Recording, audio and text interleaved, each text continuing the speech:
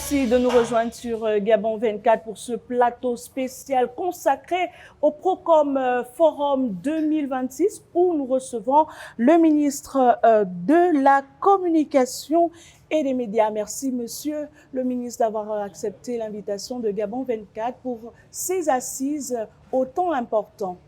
C'est moi qui suis honoré. Alors, monsieur le ministre, la thématique retenue, c'est penser, connecter, transformer la communication au cœur du développement. Alors, pourquoi le choix de ce thème? D'abord, la communication est un levier important de tout développement. Donc, la thématique est justifiée parce que nous sommes effectivement, pour ce qui concerne le Gabon, au début de la mise en œuvre du programme de société du chef de l'État, chef du gouvernement, dont la communication fait partie des outils d'appui pour rendre public tous les efforts initiés par son gouvernement. Donc, pour ce qui nous concerne, ce thème vient à point nommé. Alors, pour rappel, le Procom est un forum africain. Pourquoi le choix du Gabon également? Parce que c'est la question que tout le monde se pose.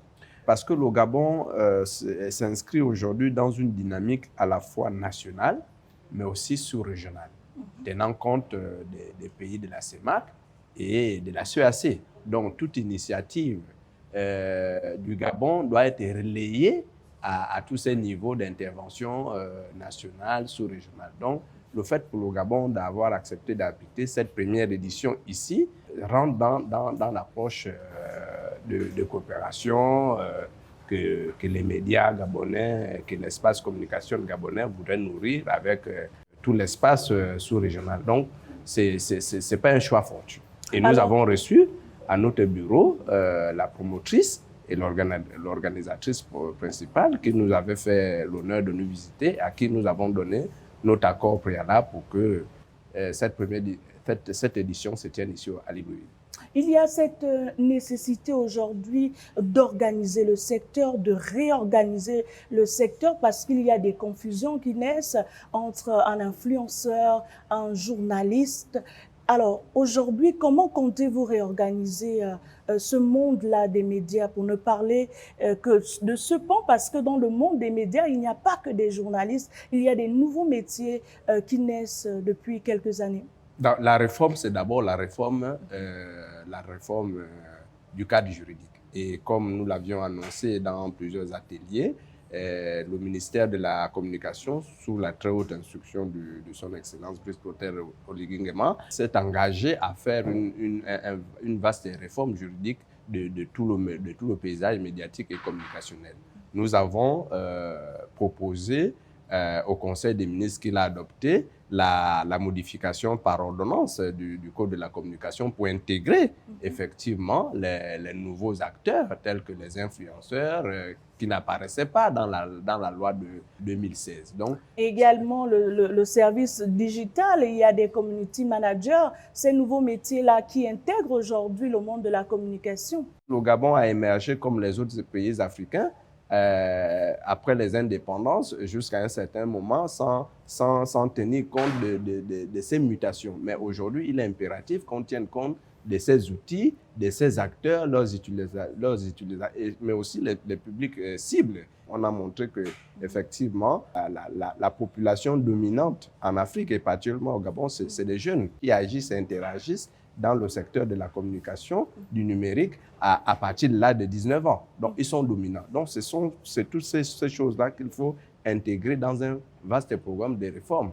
Réforme juridique avec la loi globale de communication, la réforme aussi des cadres particuliers tels que, je vous ai annoncé tout à l'heure, le statut particulier des et justement, monsieur le ministre, en parlant de ce statut particulier, qu'est-ce qui va changer? Puisque dans certains secteurs aussi, on parle de convention collective. Vous savez, vous l'avez suivi avec nous, vous étiez partie prenante de ce panel qui parlait de la souveraineté des médias au Gabon. Alors, comment aujourd'hui les journalistes peuvent, puisque c'est toujours cette question qui revient, la question pécuniaire? Non, l'avantage d'avoir un statut particulier peut se lire, peut se comprendre à plusieurs niveaux. Un statut particulier définit les conditions d'accès dans un corps, le profil, le déroulement de la carrière et la fin de la carrière. Si nous adoptons le statut particulier de personnel de communication, nous aurons à accepter, encadrer en termes de critères. À partir du Master 2, vous participez à un concours ou bien à une formation spécialisée, comme à l'époque, à Dakar, à Yaoundé ou bien à Lille, et vous sortez journaliste. À partir de là, l'État vous prend en compte par votre intégration dans le corps de métier des journalistes. Mais aujourd'hui, on ne peut plus seulement prendre en compte les journalistes, il y a d'autres métiers de la communication. Il y a les monteurs, des réalisateurs, des ingénieurs-son. Les ingénieurs-son. Mais tous ces corps-là, il faut les organiser pour que chacun sache comment il s'inscrit dans un corps, quel est le déroulement de sa carrière jusqu'à la fin, quels sont les traitements pour que nous sortons du pilotage à vue. Donc, c'est d'abord cette exigence de formation, de cadrage qui doit faire partie des grandes mesures à prendre pour réformer le secteur. Vous faites bien de parler de cadrage. Ne craignez-vous pas aujourd'hui qu'avec l'avènement des influenceurs et peut-être d'ici peu leur intégration dans le code de la communication, ne craignez-vous pas aujourd'hui que le métier disparaisse? Non, non, il ne faut pas faire de confusion. Alors, le texte va régir les professionnels étatiques de la communication. Le grand texte, le code de la communication, régit tous les acteurs. Le texte est particulier, dont le statut particulier ne va régir que les agents publics du secteur de la communication. Le grand texte, le code de la communication va tenir compte de tous les acteurs.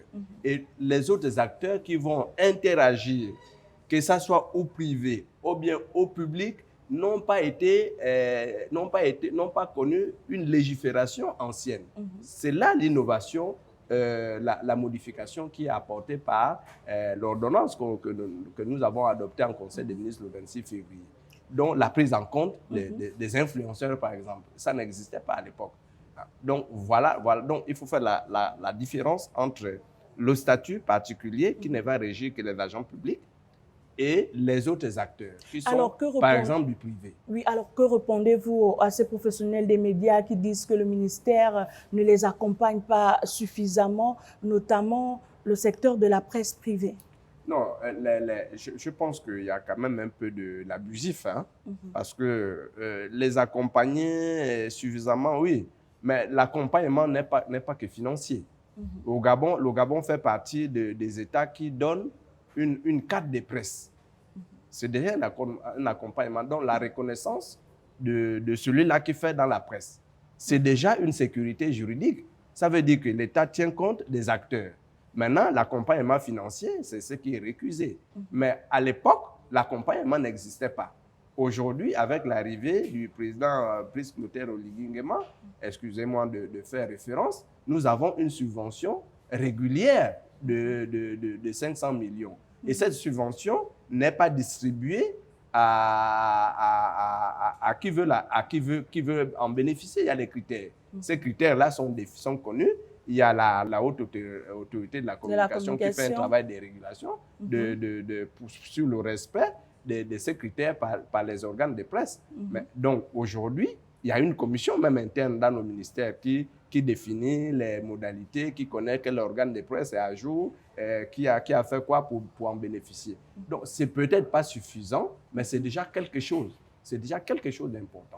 Vous avez relevé durant le panel 1 qui parlait de la souveraineté des médias, cette nécessité-là que les journalistes soient bien formés aujourd'hui. Oui. Alors, vous venez d'initier également la prise en compte du statut particulier. Mais pourquoi ne pas créer au Gabon une école nationale des métiers de la communication? C'est l'idéal à atteindre. Aucun pays ne peut parvenir à la souveraineté dans un corps sans passer par la création de cadres de formation. Nous avons fait l'expérience du passé qui a été une bonne expérience. Lorsque nous avions eu des coopérations avec certains pays qui ont des écoles de journalisme, notamment le Cameroun, la France et le Sénégal. Et aujourd'hui, il y a eu abandon de cette coopération au profit des journalistes. Donc, il faut revenir à cette coopération d'abord, les renforcer si c'est possible, mais l'idéal, c'est d'avoir une école qui forme les journalistes. Problème, si on est capable de débourser 500 millions par an pour une subvention, est-ce que le problème se trouve dans le financement? Construire une école, ça dépasse 500 millions de francs CFA, monsieur le ministre? Mais c'est une politique déjà inscrite dans le programme de société du chef de l'État, l'investissement humain.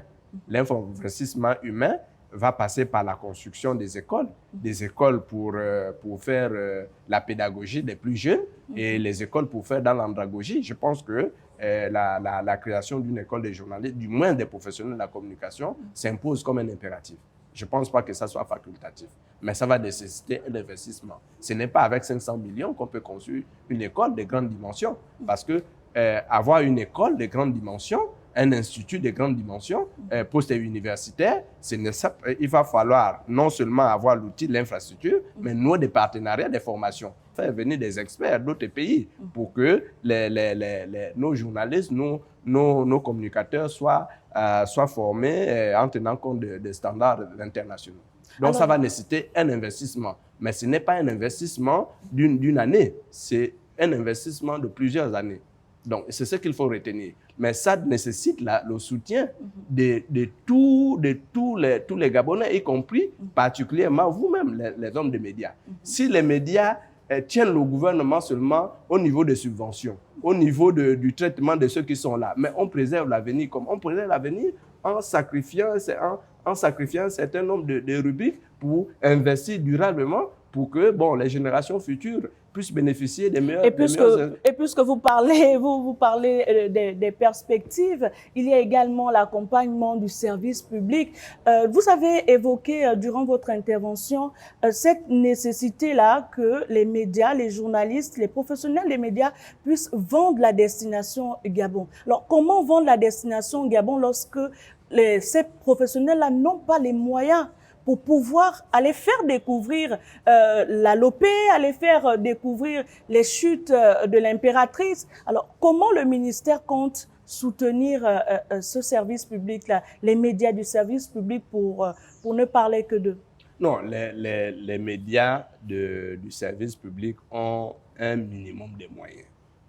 Hein? Nous avons la chance que le Gabon, dès les indépendances, a fait des investissements importants. C'est pour ça que quelqu'un me reprochait tout à l'heure peut-être de la nostalgie du passé, mais c'est quand même un passé glorieux. Monsieur le ministre. Nous avons, pour ce qui concerne Radio Gabon par exemple, nous avons des antennes de Radio Gabon. Pratiquement sur mais ces antennes sont vétustes, monsieur le ministre. Il faut les rénover. On a bien vu comment Radio 9, dans quel état Radio 9 était? Il faut les rénover. Il faut les rénover. Et ça, c'est du devoir de l'État. Nous avons l'Agence gabonaise de presse qui a des représentations provinciales. Il faut donner à ces représentations provinciales des outils de travail. Donc, pour le Gabon, il y a déjà une base existante. Et c'est sur cette base existante qu'il faut créer des espoirs. Il faut investir, il faut mettre aux normes. Mais la mise aux normes, ça nécessite des moyens. Nous voulons parvenir, par exemple, à la TNT. Mais la TNT a un coût. La TNT va nécessiter la mise aux normes de tous nos plateaux. Il faut le savoir. La TNT va nécessiter la formation. La TNT va nécessiter l'acquisition des outils performants. La TNT va nécessiter, par exemple, la réhabilitation de certains sites historiques. Alors, qu'est-ce qui bloque? Qu'est-ce qui empêche que cela soit réalisé et réalisable aujourd'hui? Rien n'est bloqué, c'est une perspective du gouvernement. Rien n'est bloqué, ce n'est pas parce que nous n'avons pas sorti de terre un projet que le projet est bloqué. Un projet, ça, c'est structure. On ne peut pas évaluer une politique publique avant une dizaine d'années. Donc, nous n'allons pas faire dans la précipitation, mais nous n'allons pas continuer à accuser des retards sur certains domaines qui doivent conférer au Gabon une certaine souveraineté et un certain avantage compétitif par rapport à certains pays de la sous-région. Et dans l'urgence, qu'est-ce que vous faites? Pour ce qui concerne le service public, Gabon Télévision, l'AGP, Radio Gabon, Gabon 24. Bon, je vous prends l'exemple d'Africa numéro 1, madame. Africa numéro 1 a connu un investissement important du chef de l'État. Nous sommes aujourd'hui à plus de 2 milliards d'investissements. Et d'ici quelques jours, Africa numéro 1 va avoir des investissements pour l'acquisition des plateaux, pour la mise aux normes des studios. Donc, il y a déjà des moyens disponibles pour cela. Nous sommes en train de voir avec quel opérateur aujourd'hui aller un peu plus vite parce que nous avons un délai de relancer, par exemple, je prends un exemple, Africa numéro 1, relancer Africa numéro 1 d'ici les vacances. Donc, ce n'est pas parce que nous n'avons pas ouvert Africa numéro 1 que l'État ne travaille pas. Sur ces domaines, par exemple, nous avons un partenariat avec la Libye, qui est un vieux partenaire, mais qui ne s'intéresse plus aux activités d'Africa numéro 1. Donc, il y a un redressement judiciaire qui est aujourd'hui entre la Libye et le Gabon. Et le Gabon et la Libye sont en train de s'entendre pour pouvoir sortir la Libye de façon pacifique et récapitaliser le capital social d'Africa numéro 1, relancer les activités. Donc, ce sont des projets structurants, mais comme l'État ne communique pas de façon active, pour les citoyens, l'État ne fait rien. Mais non, madame, nous sommes en train de... Parce qu'on a besoin de voir des choses se réaliser, monsieur le ministre. Bien sûr, mais je voudrais attirer votre attention que le Gabon sort d'une situation de léthargie de 14 ans, où l'État gabonais s'est endetté alors énormément pour ne rien faire avec de l'argent de l'endettement. Aujourd'hui, le chef de l'État a défini une nouvelle façon de s'endetter. L'argent de l'État va être soumis à ce qu'on appelle la redevabilité des acteurs et la reddition des comptes. Donc, l'État travaille, mais ce n'est pas en 2 mois que nous pouvons évaluer tout ce que l'État fait. Mais l'État fait quelque chose de particulier parce qu'il y a beaucoup de choses qui ont été réalisées en une période de 3 ans. Là aussi, les journalistes que vous êtes, vous ne prenez pas le temps d'amplifier. Je peux comprendre que c'est faute de moyens. Monsieur le ministre, il y a beaucoup de Gabonais aujourd'hui qui disent qu'ils ne se retrouvent pas dans les contenus. Alors, comment améliorer le contenu des médias publics? D'abord, les médias eux-mêmes doivent prendre leur responsabilité d'améliorer leur contenu. Les sujets qui peuvent intéresser les concitoyens ne manquent pas. Et tout à l'heure, dans mon échange avec les experts, j'ai pu montrer, par exemple, les domaines dans lesquels le Gabon a pris du pas sur certains pays africains et même certains des pays à l'échelle internationale. Nous avons par exemple les domaines classiques où notre diplomatie excelle. La question du climat, la biodiversité, la préservation de la nature. Nous avons certains sujets. Bassin forestier à 80%. À 80%, le couvert végétal, notre couvert végétal, les mines. Et nous avons des préoccupations qui touchent le quotidien des Gabonais. Par exemple, le conflit homme-faune. Tous ces sujets-là doivent faire l'objet d'un traitement par les médias. Ça, ce n'est pas du devoir de l'État. Mais monsieur le ministre, on a quand même l'impression, oui, allez-y. L'État définit une politique publique de communication. Donc, sur la base du projet de société du chef de l'État. La grande option, c'est de vendre la destination au Gabon. Gabon pour attirer les investisseurs. Tous les acteurs doivent se mettre en route pour accompagner cette vision du chef de l'État. Or, beaucoup d'entre nous font dans la paresse ou bien dans la mauvaise volonté. Excusez-moi de reprendre cette thématique. Oui. Donc, la définition des contenus, c'est d'abord vous, les médias. Parce que si l'État se met à définir les contenus à diffuser, vous allez accuser l'État, comme c'était le cas tout à l'heure, de ce que l'État s'ingère. L'État n'assure pas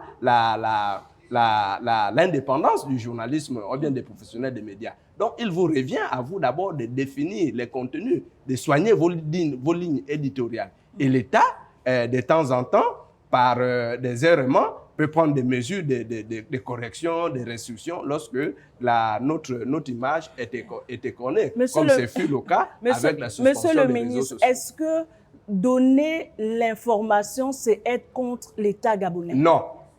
Alors, être contre l'État gabonais et contre la paix sociale. Lorsqu'un journaliste dénonce un fait, est-ce que c'est être contre l'État gabonais? Il faut que ces faits soient constitués. Le problème, c'est ça. La diffusion d'un fait n'est pas mauvais en soi. Mais la diffusion d'un mauvais fait, un fait qui n'est pas étayé, c'est ce qui crée des problèmes. Parce que la diffusion d'un fait varier un environnement. Ça crée des interactions. D'abord dans le public, entre les citoyens, et ça peut créer ce qu'on appelle un désamour, c'est-à-dire un manque de confiance entre, si vous traitez par exemple d'une question économique qui accable, par exemple, les concitoyens. Nous sommes, par exemple, sur le débat actuel sur la question de l'énergie, de l'eau.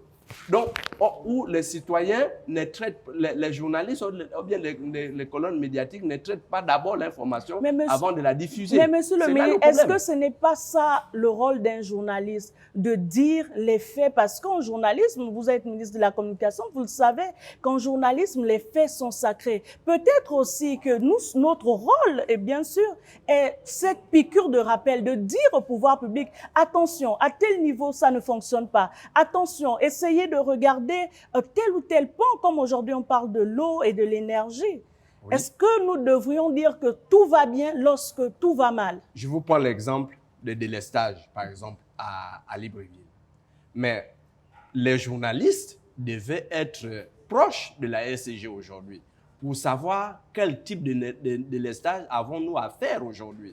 Mais les gens pensent que les délestages actuels sont de l'incapacité de la SCG. Non, mais je vous dis bien que le délestage actuel qui est continu, c'est dû à un délestage technique. C'est-à-dire il y a un récablage du réseau.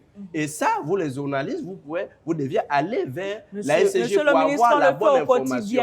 Mais je vous donne encore un chiffre qui doit vous intéresser, vous en tant que média. Nous sommes partis de 2023 avec 230 mégawatts, par exemple, pour alimenter le Grand Libreville. De 2023 à 2026, nous sommes à 360, par exemple. Mais aucun média public ni privé ne s'intéresse à ces chiffres pour regarder l'effort de l'État dans ce domaine en termes d'investissement. Parce qu'il y a un delta positif de 130 mégawatts. Mais c'est ça aussi le rôle du journaliste ou bien des colonnes médiatiques. Mais lorsque vous vous intéressez à la SCG, c'est parce que vous avez vu un délestage en Zanyong qui a duré 2 heures, mais sans savoir le cours de ce délestage. Est-ce que c'est un délestage structurel ou bien c'est un délestage technique pour récabler le réseau? Parce qu'il y a une opération de récablage qui part d'Ovendo jusqu'à Kanda ici. Et donc, l'État, la SCG, en collaboration avec le ministère de l'Énergie, est obligé de procéder au délestage par zone. Monsieur le ministre, ça reste discutable et c'est votre avis. Alors, peut-être un dernier mot, nous arrivons. Je vous donne les informations au terme officielles. de cette émission. Peut-être l'occasion pour vous de revenir sur cet événement qui nous réunit aujourd'hui, le Procom Forum 2026, où vous êtes l'acteur majeur de l'événement. Peut-être pas acteur majeur, mais l'un des acteurs. J'ai eu la grâce d'être coopté par les organisateurs comme panéliste. C'est un événement important. Une tribune d'échange, un espace de partage d'expériences. Et je pense que les journalistes que vous êtes, vous devez en profiter pour vous enrichir mutuellement. D'abord dans l'espace national, mais aussi dans l'espace sous-régional. Vous avez vu les médias venus d'ailleurs. Donc, c'est un espace d'inter-enrichissement. Il faut en profiter. Et nous souhaitons que cet événement ne s'arrête pas à la première édition. Notre rôle en tant qu'État, c'est de faciliter l'organisation de ce type d'événements par la facilitation d'accès de ceux qui viennent de l'extérieur, qui traversent nos frontières pour séjourner au Gabon pour ces événements. Donc, à notre niveau, notre accompagnement ne fera aucun tort à l'organisation du Procom Forum. Penser, connecter, transformer la communication au cœur du développement, c'est la thématique du Procom Forum 2026. Pour ce plateau spécial, nous recevions Germain Biarodjo, ministre gabonais de la communication et des médias. À bientôt, chers téléspectateurs, pour un autre plateau spécial sur Gabon 24.